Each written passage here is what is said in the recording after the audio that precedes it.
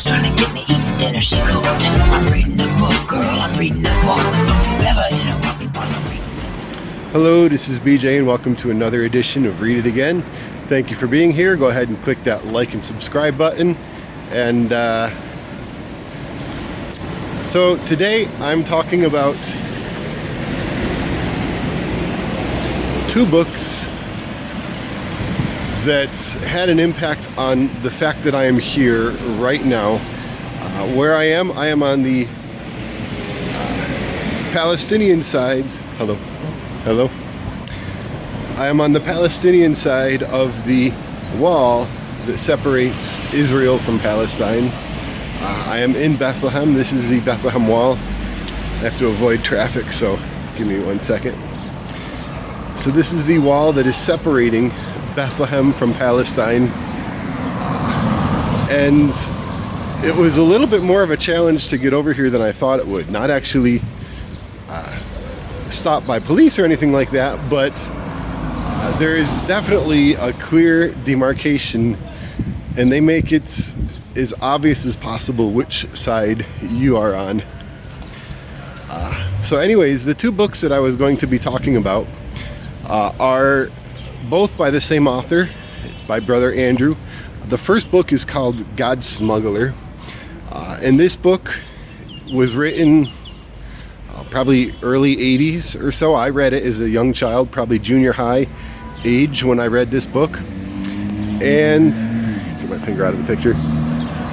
This book was about a man who was living in Western Europe when he heard or realized how difficult it was for the church to exist inside the Iron Curtain. A little bit of a quick history lesson.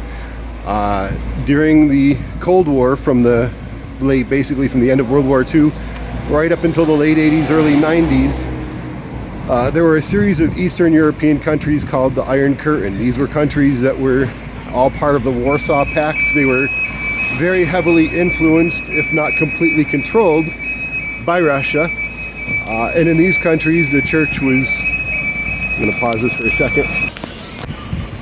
Okay, I'm back. That truck backing up. There was no way you could hear anything. But anyways, these countries, the Warsaw Pact countries, were behind what is called the Iron Curtain. And this was Russian-dominated versus Western-influenced Europe. And with the Iron Curtain and in the Iron Curtain, the church was very persecuted. It was very difficult to cross, but especially to cross for Christians, until Brother Andrew came along, and he decided that he wanted to do what he can to break down the Iron Curtain and break down the control and the influence that was there. So he started basically loading his car up with Bibles and traveling from Western Europe into Eastern Europe, giving those Bibles away and coming back. And he would do this again and again and again. And the book God's Smuggler is really this story about how he started doing that and the impact that had and the challenges and the difficulties that faced. This same guy, Brother Andrew, wrote another book probably 10 years later, 15 years later, called, my mind went blank, the name of the book. Light Force. The name of the book is called Light Force. And in this book, he actually first went into Beirut. And this is when Beirut was really blowing up politically in the 80s. And there was a civil war going on that was really started out as a Muslim Christian, turned into just absolute chaos. But during that civil war, and he went into Beirut and started saying, I'm here. What can I do to help? What can the Western Church do to help? How can we make a positive influence and a positive impact on what is going on here? So he did that, and through there he ended up making many connections with many people that we would consider criminals, we would consider undesirables. We're talking about PLO and Hamas and different groups like that, and he was trying to share that these are people that need God just as much as anyone else, and these are people that God loves and he died for just as much as anyone else. But also through this, he began meeting. So again, sorry about the pause, but I just had a conversation with a guy that works at the Palestinian Conflict Understanding and Conflict Center, and then another guy that's selling headscarves. So just random conversations that are happening here. But anyways, I was saying the book Light Force, this was Brother Andrew. I'm going to step over.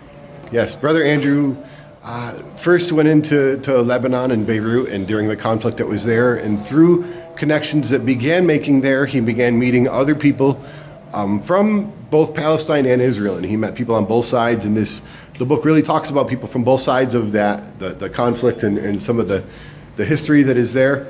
But also it talks about some Christians in there. And one thing I did not know, but at one point in time, about 1/4 Palestinians were Christians. About 25% of the Palestinian population were Christians. However, most of them fled this area either by pressure from Israel or also pressure from other Palestinians, because they were like, well, how come you're not joining us in this fight? And how come you're not joining us in this struggle?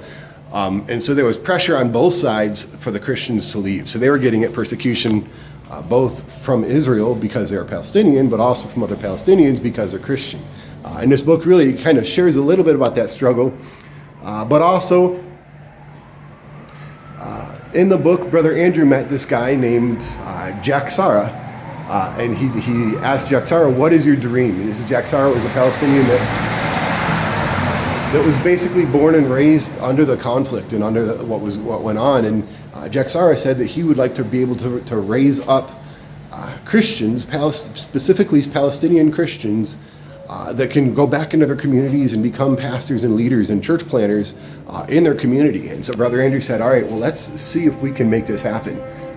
So they got together and they started working on it. And from that was born Bethlehem Bible College. And I was reading about this basically a little less than a year ago. And I began to wonder, does that college still exist? Is it out there? What is it doing?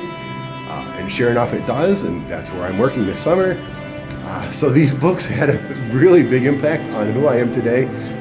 God's Smuggler, just because of the simple faith that he had. He said, hey, I don't know if this is God. I don't know if this is what God wants me to do, but I'm going to step out and try it and see what happens. And then Light Force, just saying we need to have a Christian presence in this community, which in an area that the church seems to be against, but they need Jesus too, and they need to hear from God just as much as anyone else. So here I am, and have a great day.